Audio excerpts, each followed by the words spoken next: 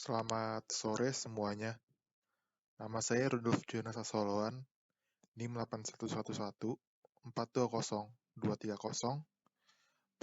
Kali ini saya ingin menjelaskan tentang bab yang ada di dalam mata kuliah hukum internasional, yaitu tentang sumber-sumber hukum internasional. Pertama-tama saya ingin menjelaskan dulu perkataan tentang sumber hukum itu sendiri. Perkataan sumber hukum dipakai dalam arti sebagai dasar berlakunya hukum.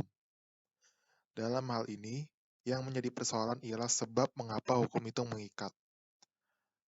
Hal ini disebut sebagai sumber hukum dalam arti material, karena menyelidiki tentang hakikat yang menjadi dasar kekuatan mengikat hukum tersebut. Dalam hal ini, hukum internasional adalah apa yang menjadi dasar kekuatan mengikat hukum internasional itu. Kemudian ada sumber hukum dalam arti formal. Sumber hukum formal memberi jawaban atas pertanyaan di manakah kita mendapatkan ketentuan hukum yang dapat diterapkan sebagai kaidah hukum dalam suatu persoalan yang konkret. Dalam buku An Introduction to International Law, karya Stark menggunakan istilah material sources yang diartikan sebagai bahan aktual yang dipergunakan oleh para sarjana hukum internasional untuk menetapkan hukum yang berlaku bagi situasi-situasi tertentu. Sumber dalam arti tersebut, menurut Stark, meliputi 5.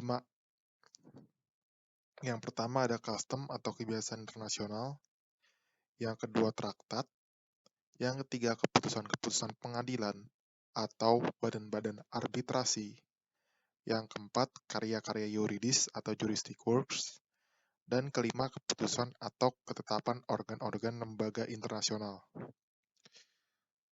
Yang tadi itu menurut Stark dalam bukunya itu An Introduction to International Law. Seterusnya ada buku Asas-asas Hukum Internasional Law, karya Wiryono Projodikiro. Dalam buku itu tertulis bahwa yang termasuk sumber-sumber hukum internasional itu ada 7 hal. Yang pertama, perjanjian internasional. Yang kedua, ada hukum adat kebiasaan. Yang ketiga, putusan-putusan pengadilan. Yang keempat, ilmu pengetahuan hukum. Yang kelima, tulisan-tulisan sarjana hukum. Yang keenam, hasil-hasil konferensi ahli hukum internasional. Dan yang terakhir, ada kodifikasi dokumen-dokumen. Berikutnya ada Oppenheim. Oppenheim itu mengemukakan bahwa yang termasuk sumber hukum dalam sumber hukum internasional adalah yang pertama kebiasaan, yang kedua ada traktat, yang ketiga prinsip-prinsip umum dari hukum, yang keempat keputusan pengadilan, yang kelima tulisan penulis, dan yang keenam komitas internasional. Sementara ada Rebecca. Rebecca itu juga mengemukakan bahwa sumber hukum internasional meliputi yang pertama kebiasaan, yang kedua traktat, yang ketiga prinsip-prinsip hukum umum yang diakui oleh bangsa-bangsa yang beradab, yang keempat equity atau yang bisa dikatakan keadilan, yang kelima keputusan pengadilan, yang keenam putusan pengadilan nasional, yang ketujuh pengarang, yang kedelapan ada sumber-sumber lain yang mungkin, misalnya peraturan organisasi internasional dan organisasi regional, yang kesembilan Komisi Hukum Internasional. Dalam buku karya G.L. Brierley, yaitu The Law of Nation, ia menyebutkan bahwa sumber-sumber hukum internasional modern mencakup yang pertama traktat, kedua kebiasaan, yang ketiga prinsip-prinsip umum dari hukum, yang keempat presiden-presiden pengadilan, yang kelima penulis-penulis buku teks, yang keenam tempat akal di dalam sistem modern. Kalau Profesor Mokhtar Kussumaatmadja dan Profesor Suwardi dari Indonesia, dia mengatakan sumber hukum internasional itu lebih mengikuti ketentuan-ketentuan yang terdapat pada rumusan pasal 38 Statuta Mahkamah Internasional. Menurut pasal 38 ayat 1 dari statuta tersebut, dalam mengadili perkara yang diajukan kepadanya, Mahkamah Internasional hanya menggunakan 4 alat. Yang pertama, ada perjanjian internasional. Perjanjian internasional itu baik bersifat umum ataupun khusus. Yang penting perjanjian itu mengandung ketentuan hukum yang diakui secara tegas oleh negara-negara yang bersengketa. Yang kedua ada kebiasaan internasional. Kebiasaan internasional itu merupakan bukti dari suatu kebiasaan umum yang diterima sebagai hukum. Yang ketiga ada prinsip-prinsip hukum umum yang diakui oleh bangsa-bangsa yang beradab. Yang keempat, keputusan pengadilan dan ajaran para sarjana yang paling terkemuka di berbagai negara hanya sebagai sumber tambahan bagi menetapkan kaidah-kaidah hukum. Pertama-tama saya ingin menjelaskan alat yang digunakan oleh Mahkamah Internasional dalam mengadili perkara. Yang pertama, perjanjian internasional tadi. Nah, perjanjian internasional menurut Profesor Mokhtar Kusuma Atmaja diartikan sebagai perjanjian yang diadakan antara anggota masyarakat bangsa-bangsa dengan tujuan untuk mengakibatkan atau memunculkan akibat-akibat hukum tertentu. Perjanjian internasional memiliki beberapa istilah, yaitu yang pertama ada traktat, kedua fakta, yang ketiga konvensi, keempat piagam, kelima statuta, yang keenam deklarasi, yang ketujuh protokol, kedelapan ada konvenan, yang kesembilan modus vivendi, dan terakhir adalah arrangement. G. Schwarzenberger mendefinisikan traktat sebagai persetujuan antara subjek-subjek hukum internasional yang akan menimbulkan kewajiban-kewajiban yang mengikat dalam hukum internasional. Kewajiban tersebut dapat berbentuk bilateral maupun multilateral. Oppenheim mendefinisikan perjanjian internasional itu sebagai suatu persetujuan antar negara atau organisasi yang menimbulkan hak dan kewajiban di antara para pihak yang terikat dalam perjanjian tersebut. Batas lain dikemukakan oleh Boer-Mauna. Boer-Mauna menyatakan bahwa perjanjian internasional atau traktat adalah semua perjanjian yang dibuat antara subjek-subjek aktif hukum internasional dan diatur oleh hukum internasional serta berisikan ikatan-ikatan yang mempunyai akibat hukum. International Law of Commission atau yang biasa disingkat ILC mendefinisikan traktat atau perjanjian internasional itu sebagai sebuah perjanjian yang tertulis yang dirumuskan dalam suatu instrumen tunggal atau dalam beberapa instrumen yang dibuat oleh dua atau beberapa negara atau subjek-subjek hukum internasional lainnya dan diatur oleh hukum internasional. Menurut rumusan yang diatur dalam Konvensi Niwa tahun 1969 tentang hukum perjanjian, itu mirip dengan rumusan ILC.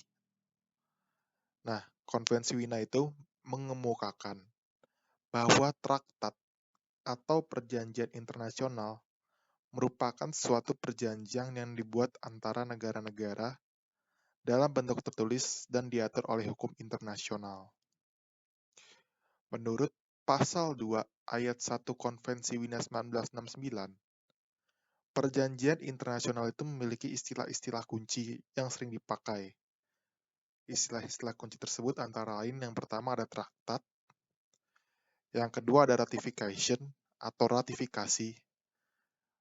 Ratification itu adalah keadaan saat suatu negara yang ingin mengesahkan suatu perjanjian internasional turut menandatangani naskah perjanjian. Jadi dia sudah menandatangani naskah perjanjian itu dinamakan ratifikasi. Yang kedua ada acceptance atau approval. Acceptance atau approval itu disebut saat negara-negara yang terlibat atau menjadi pihak dalam suatu perjanjian menerima atau menyetujui perubahan perjanjian internasional tersebut jika ada perubahan. Yang ketiga, habis itu yang keempat ada accession. Accession itu adalah negara yang mengesahkan suatu perjanjian internasional tidak turut menandatangani naskah perjanjian. Jadi dia hanya mengesahkan saja tapi tidak menandatangani.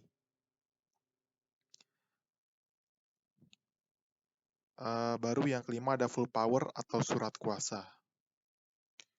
Full power atau surat kuasa itu adalah sebuah dokumen yang diberikan oleh pihak yang berwenang dari suatu negara yang menunjukkan seorang atau beberapa utusan negara untuk mewakili negara tersebut dalam berunding, atau menerima atau mengintensifikasikan naskah suatu perjanjian, menyatakan persetujuan negara untuk diikat oleh suatu perjanjian atau melakukan perbuatan lain yang berhubungan dengan suatu perjanjian.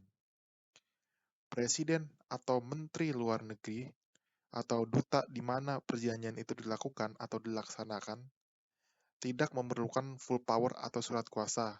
Mereka bisa langsung terlibat tanpa perlu surat kuasa dari negaranya. Baru habis itu ada reservation atau persyaratan. Reservation atau surat persyaratan itu adalah suatu pernyataan sepihak yang dibuat oleh suatu negara saat menandatangani, meratifikasi, menerima, menyetujui, atau aksesi dalam suatu perjanjian dengan tujuan untuk tidak memperlakukan atau mengubah akibat-akibat hukum dari klausula-klausula tertentu dalam pelaksanaan perjanjian tersebut oleh negara yang bersangkutan. Baru seterusnya ada negotiating state. Negotiating state itu adalah saat negara sudah mengambil bagian dalam menyusun dan menerima naskah dari suatu perjanjian. Ada contracting parties juga. Contracting parties itu diartikan sebagai negara telah memberikan persetujuan untuk mengikatkan diri pada suatu perjanjian, terlepas dari perjanjian tersebut sudah berlaku atau belum. Baru setelah itu ada party. Party adalah saat negara telah memberikan persetujuan untuk diikat oleh suatu perjanjian dan terhadap mana perjanjian itu berlaku. Seterusnya ada third state. Third state itu adalah negara yang bukan merupakan bagian atau pihak dari suatu perjanjian. Jadi third state itu adalah pihak ketiga. Baru terakhir ada international organization. International organization adalah suatu organisasi antara pemerintah. Dalam hukum internasional, tidak mengenal adanya klasifikasi perjanjian internasional secara formal. Namun, klasifikasi perjanjian internasional dapat dilihat dari yang pertama, ada peserta atau pihak-pihak yang mengadakan perjanjian. Dari sudut pandang ini, perjanjian internasional dapat dibagi menjadi dua macam. Yang pertama, traktat bilateral, yaitu traktat yang diadakan oleh dua buah negara. Yang kedua, traktat multilateral, yaitu traktat yang diadakan oleh banyak negara atau pihak. Setelah itu, klasifikasi yang kedua. Klasifikasi dari perjanjian internasional yang dapat disusun dilihat dari akibat hukum yang diciptakan. Akibat hukum yang diciptakan, menurut sudut pandang ini, perjanjian internasional dapat dibagi menjadi dua macam. Yang pertama, perjanjian yang bersifat khusus, atau treaty contract, yang berarti suatu perjanjian yang hanya mengakibatkan hak-hak dan kewajiban-kewajiban antara pihak yang terikat atau mengadakan perjanjian. Yang kedua, perjanjian yang bersifat umum, atau law making treaties, yaitu perjanjian yang meletakkan ketentuan-ketentuan yang memiliki kaidah-kaidah hukum bagi masyarakat internasional. Menurut Stark, law making treaties itu merupakan traktat yang diadakan oleh sejumlah besar negara, baik untuk menentukan apa yang menjadi hukum mengenai hal ihwal tertentu, maupun menetapkan hukum baru umum untuk kedepannya, ataupun yang membentuk lembaga internasional. Penggunaan istilah law-making treaties dan treaty contract ini dikritik oleh Profesor Mokhtar Kusuma Atmaja. Profesor Mokhtar Kusuma Atmaja mengatakan bahwa penggunaan kedua istilah tersebut kurang tepat. Sebab, jika dilihat dari sudut yuridis, maka pertama, menurut bentuknya, baik yang pertama maupun yang kedua adalah suatu perjanjian atau persetujuan antara pihak-pihak yang mengadakan dan yang mengakibatkan timbulnya hak-hak dan kewajiban bagi para pesertanya.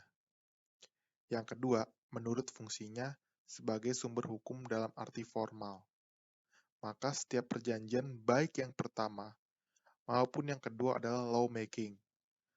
Prof. Suwardi menyebut lawmaking treaties sebagai perjanjian-perjanjian yang menitip beratkan atau menciptakan hukum dan treaty. Baru habis itu klasifikasi yang ketiga ada objek perjanjian. Objek perjanjian itu dilihat dari objeknya, traktat dapat dikelompokkan ke dalam dua kelompok, yaitu traktat yang berisi soal-soal politik dan traktat yang berisi soal-soal ekonomi. Baru setelah itu ada dari tahap-tahap penyusunannya. Dilihat dari sudut pandang ini, ada dua macam traktat, yaitu traktat yang dibuat lewat 2 tahap dan traktat yang dibuat lewat 3 tahap. Tahap-tahap penyusunan traktat tersebut adalah pertama perundingan atau negotiation, dan yang kedua penandatanganan atau signature, dan buat yang di tahap yang ketiga itu ada namanya pengesahan atau ratification. Mengenai siapa yang dapat mewakili suatu negara dalam suatu perundingan internasional, hukum internasional itu nggak mengaturnya, karena hal tersebut merupakan persoalan dari masing-masing negara yang bersangkutan. Jadi hal itu, siapa yang dapat mewakili itu yang menentukan negara, menurut hukum negara. Namun hukum internasional itu mengadakan suatu ketentuan, yaitu dengan adanya suatu kuasa penuh atau full power. Jadi artinya itu orang-orang yang mewakili suatu negara dalam suatu perundingan untuk mengadakan perjanjian internasional harus membawa surat kuasa penuh atau full power. Tanpa surat kuasa ini, seseorang tidak dapat dianggap secara sah sebagai wakil dari suatu negara. Keharusan untuk menunjukkan full power atau kredensial tersebut tidak berlaku bagi ada yang pertama kepala negara, yang kedua kepala pemerintahan, yang ketiga menteri luar negeri, dan yang keempat kepala perwakilan diplomatik. Kepala perwakilan diplomatik ini dalam perundingan negara di mana ia ditempatkan. Untuk memeriksa sah atau tidaknya surat-surat kuasa tersebut, dibentuk panitia pemeriksa surat-surat kuasa penuh. Sekarang ini, hukum internasional memberi kemungkinan kepada seseorang yang tidak memiliki full power atau surat kuasa untuk mewakili suatu negara dalam konferensi internasional yang mengangkat negara itu dalam pembentukan suatu perjanjian, asal tindakannya tersebut kemudian disahkan oleh pihak yang berwenang dari negara yang bersangkutan. Tanpa pengesahan tersebut, maka tindakan orang itu dibilang tidak sah. Baru habis itu ada perundingan dalam pembukaan perjanjian internasional yang dilakukan dengan berembuk saling berbicara. Dalam pembuatan perjanjian internasional multilateral, perundingan dilakukan dalam konferensi diplomatik, dan ini merupakan perundingan yang resmi. Perundingan ini diharapkan ditutup dengan keputusan-keputusan yang diperjanjikan. Itu tadi ngomongin tentang klasifikasi perjanjian internasional dapat dilihat dari mana saja. Baru setelah itu kita ngomongin tentang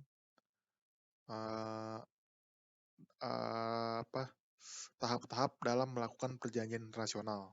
Nah, dalam melakukan perjanjian internasional, negara-negara yang ingin melakukan perjanjian tersebut harus melakukan beberapa tahap agar perjanjian internasional dapat berjalan dengan teratur. Nah, tahap-tahap itu yang pertama ada penerimaan naskah atau adoption of text. Penerimaan perjanjian dalam konferensi internasional yang dilakukan atau dihadiri oleh banyak negara biasanya dilakukan dengan jalan 2/3 suara dari konferensi ini. Hal tersebut sudah lazim atau sudah sering dalam praktik. Yang kedua ada pengesahan bunyi naskah, atau yang biasa disebut authentication of text. Pengesahan bunyi naskah yang diterima merupakan naskah yang terakhir yang dilakukan menurut cara yang disetujui oleh para negara peserta. Jika suatu konferensi tidak menetapkan prosedur apa saja yang harus dilakukan untuk mengesahkan naskah traktat, maka dalam hal pengesahannya dapat dilakukan dengan cara penandatanganan atau pembubuhan paraf. Persetujuan negara untuk mengikatkan dirinya pada suatu perjanjian internasional dengan penandatanganan naskah perjanjian itu, jika memang itu sudah dimaksudkan oleh peserta. Ini artinya bahwa perjanjian tersebut merupakan perjanjian yang dibuat cukup lewat 2 tahap saja. Hal ini dapat terjadi jika, yang pertama, maksud tersebut sudah tercantum dalam perjanjian itu. Yang kedua, atau dengan cara lain, para peserta telah sepakat bahwa perjanjian itu akan berlaku setelah ditandatangani tanpa menunggu ratifikasi. Yang ketiga, atau dengan jalan menetapkan bahwa perjanjian itu akan berlaku sejak waktu ditandatangani atau pada tanggal waktu diumumkan atau mulai pada tanggal yang ditentukan dalam perjanjian itu. Terkadang, ada beberapa cara untuk suatu negara menyatakan bahwa dirinya terikat pada suatu perjanjian internasional. Salah satunya yaitu dengan cara badan yang mempunyai kewenangan di negaranya mengesahkan perjanjian tersebut. Jika itu yang terjadi, maka persetujuan dalam bentuk penandatanganan pada perjanjian itu masih bersifat sementara dan masih harus disahkan lagi. Pengesahan inilah yang dinamakan ratifikasi. Ratifikasi memiliki 3 sistem diantaranya, yaitu yang pertama, ratifikasi yang semata-mata dilakukan oleh badan eksekutif. Yang kedua, ratifikasi semata-mata dilakukan oleh badan legislatif. Dan yang ketiga, campuran antara legislatif dan eksekutif. Sistem ratifikasi itu banyak digunakan oleh negara-negara yang ada sekarang ini. Dan sistem ini ada 2 jenis. Yang pertama legislatif yang menonjol, dan kedua eksekutif yang menonjol. Dari uraian tentang sistem ratifikasi, uraian tersebut adalah perbuatan negara yang dalam taraf internasional menetapkan persetujuannya untuk terikat pada suatu perjanjian internasional yang sudah ditandatangani perutusannya. Pelaksanaan ratifikasi itu tergantung pada hukum internasional negara yang bersangkutan. Dasar pembenaran ratifikasi itu antara lain adalah bahwa negara berhak untuk meninjau kembali hasil perundingan perutusannya sebelum menerima kewajiban yang telah ditetapkan dalam perjanjian internasional yang bersangkutan, dan bahwa negara tersebut mungkin memerlukan penyesuaian hukum nasionalnya dengan ketentuan-ketentuan yang diperjanjikan. Hukum internasional tidak mewajibkan negara yang perutusannya telah menandatangani hasil perundingan yang dilakukannya untuk meratifikasi persetujuan. Tidak adanya kewajiban ini disebabkan karena negara itu adalah berdaulat. Baru setelah itu ada tukar-menukar ratifikasi, tahap ketiga. Tukar-menukar naskah ratifikasi. Naskah perjanjian internasional yang telah diratifikasi bisa berlaku setelah diadakannya tukar-menukar naskah ratifikasi. Bila itu perjanjian internasional yang bilateral, pertukaran naskah ratifikasi dilakukan oleh negara pihak lawan yang berjanji.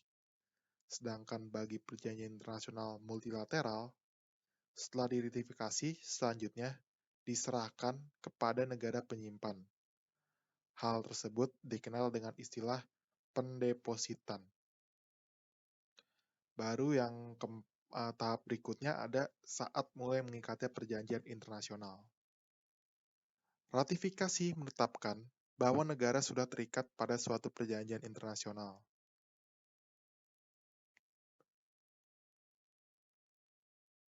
Tetapi, ratifikasi tidak menetapkan kapan negara mulai terikat pada perjanjian yang telah diratifikasinya.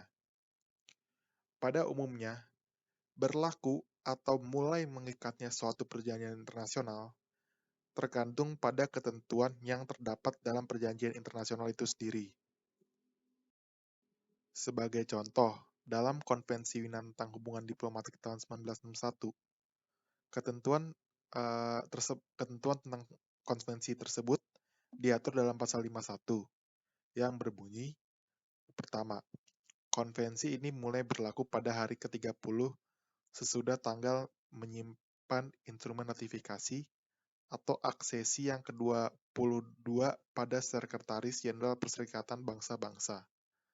Yang kedua, untuk setiap negara yang meratifikasi atau aksesi sesudah penyimpanan, instrumen ratifikasi atau aksesi yang ke-22, konvensi berlaku mulai hari ke-30 sesudah penyimpanan instrumen ratifikasi atau aksesi itu oleh negara tersebut.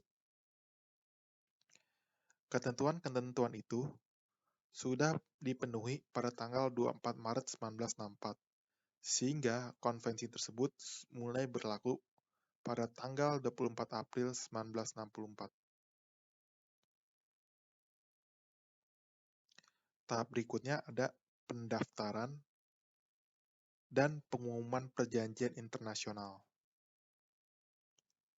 PBB atau Perserikatan Bangsa-Bangsa mewajibkan anggotanya untuk mendaftarkan semua perjanjian dan persetujuan internasional yang telah dibuatnya kepada Sekretariat Perserikatan Bangsa-Bangsa. Dan kemudian perjanjian itu akan diumumkan di dalam United Nations Treaties Series. Ketentuan untuk menyerahkan kepada Sekretariat PBB itu diatur dalam pasal 102 Piagam PBB.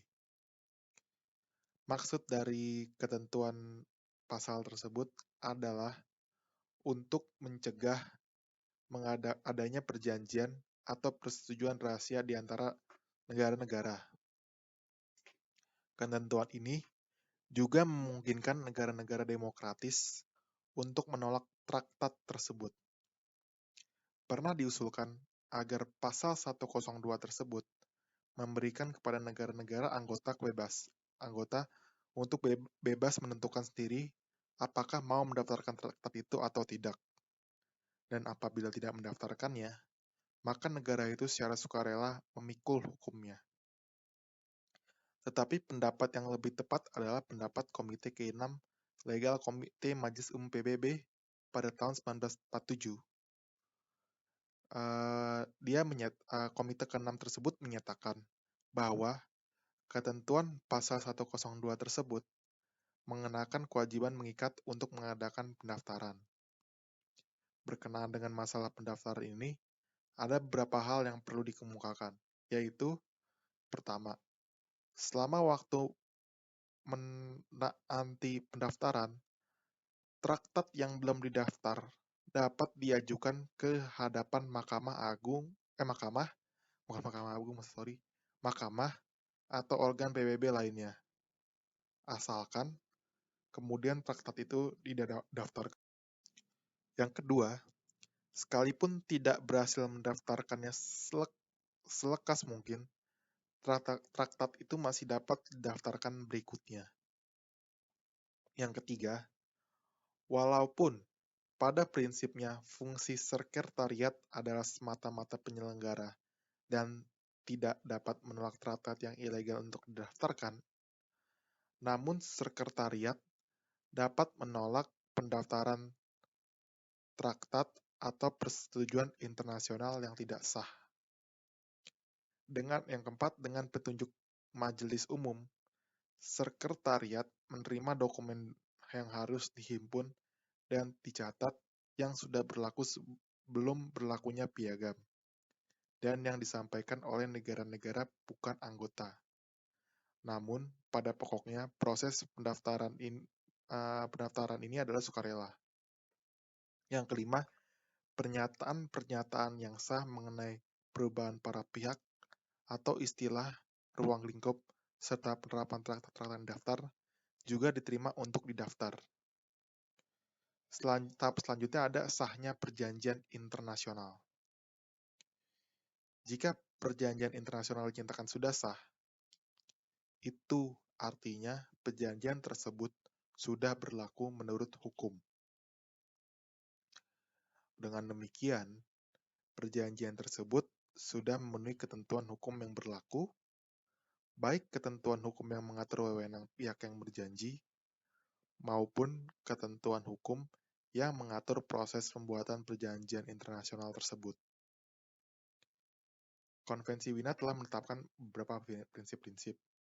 Nah, Konvensi Wina ini menetapkan prinsip sudah diterima secara umum tentang 6 unsur yang menjadi dasar tidak sahnya perjanjian internasional tersebut.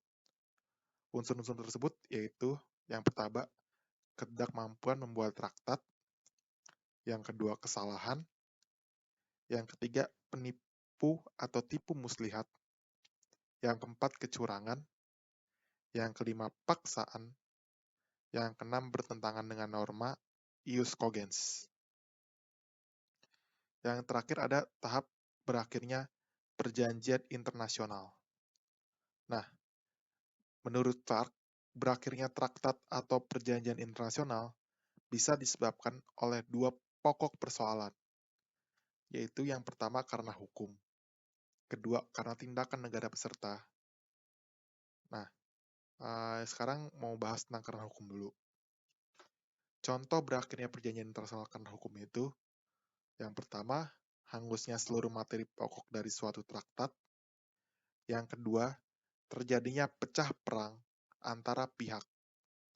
Yang ketiga, pelanggaran traktat oleh salah satu pihak, sehingga memberikan hak pada pihak lain untuk mau mengakhiri perjanjian tersebut atau tetap melanjutkan. Yang keempat, ketidakmungkinan pelaksanaan traktat karena penghilangan atau pengerusakan terus-menerus suatu objek atau tujuan yang sangat diperlukan dalam terlaksananya traktat. Yang kelima, rebus sixtantibus. Rebus sixtantibus itu adalah suatu keadaan saat terjadinya perubahan yang fundamental dalam kenyataan-kenyataan yang ada pada waktu traktat tersebut diadakan. Masalah seperti ini sekarang diatur dalam Konvensi Wina pasal 62 di bawah judul perubahan fundamental keadaan. Suatu perubahan fundamental keadaan yang terjadi pada saat penandatanganan traktat dan yang tidak diramalkan sebelumnya oleh para pihak tidak dapat dijadikan alasan mengakhiri atau menarik diri dari traktat kecuali pertama, keadaan-keadaan tersebut merupakan landasan hakiki dari persetujuan para pihak untuk mengikatkan diri pada traktat. Dan yang kedua, akibat perubahan tersebut secara mendasar mengubah tingkat atau luas kewajiban yang masih akan dilaksanakan menurut traktat. Yang kedua, ada itu tadi suatu perubahan fundamental. Yang kedua, ada perubahan fundamental, keadaan tidak dapat dijadikan alasan untuk mengakhiri atau menarik diri dari traktat.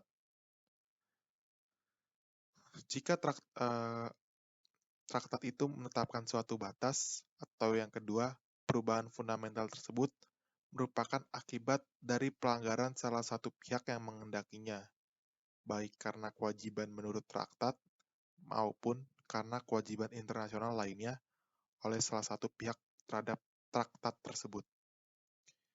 Yang ketiga, jika pada ayat-ayat sebelumnya, suatu pihak mengendaki perubahan fundamental keadaan sebagai alasan untuk mengakhiri atau menarik diri dari traktat. Juga ia dapat mengendaki perubahan tersebut sebagai alasan untuk menangguhkan berlakunya traktat.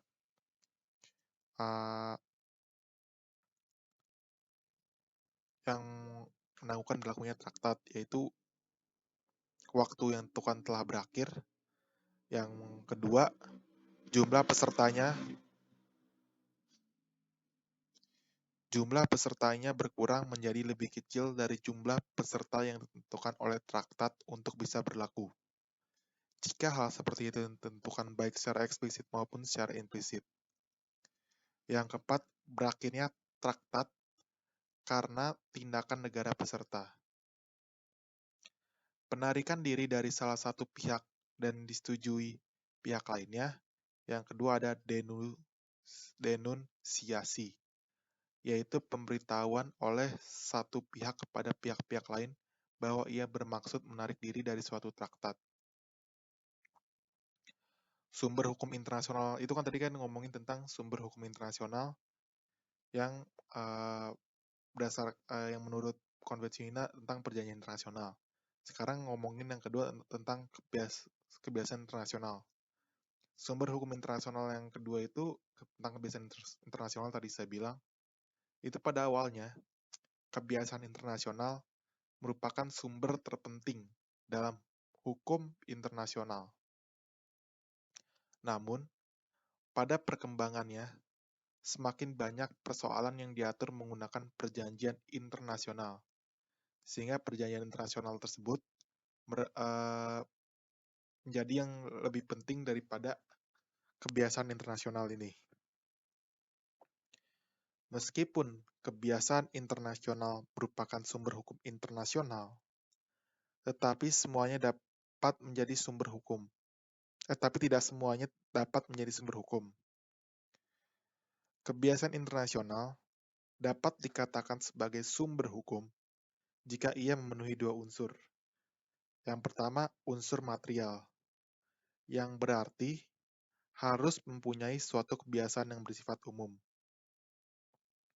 Yang kedua, ada unsur psikologis.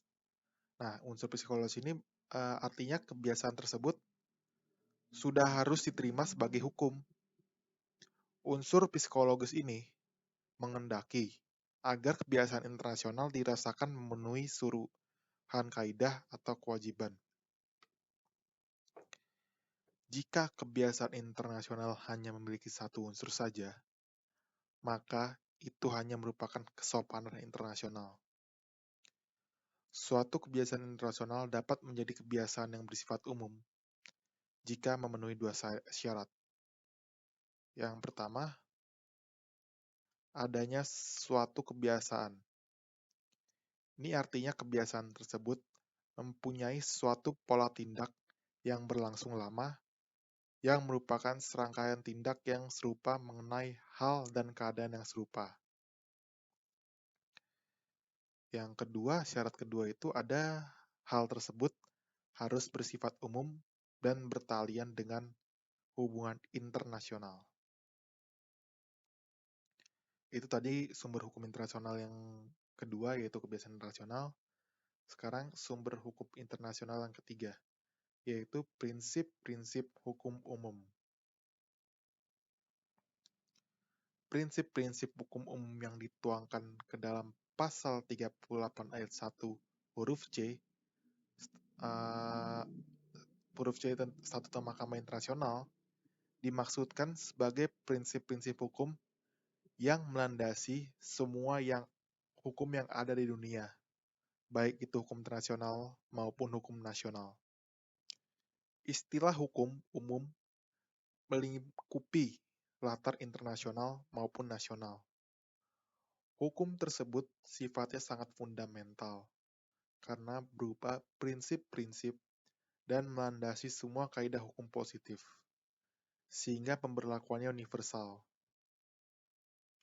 Semua negara dianggap sudah terikat dengan prinsip-prinsip hukum ini, terlepas apakah negara tersebut menyetujui atau tidak. Jadi mau tidak mau, negara-negara tersebut harus menyetujui, harus mengikuti prinsip-prinsip hukum ini. Nah, sekarang menurut Profesor Mokhtar Kusumaatmadja, prinsip-prinsip hukum yang dianggap sebagai prinsip hukum ini yaitu prinsip Pacta Sunt Servanda, yang kedua prinsip itikat baik menurut Ian Browley. Prinsip-prinsip tersebut yaitu tadi kan itu kan menurut Profesor Mokhtar Kusumaatmadja. Ini sekarang menurut Ian Brownlee.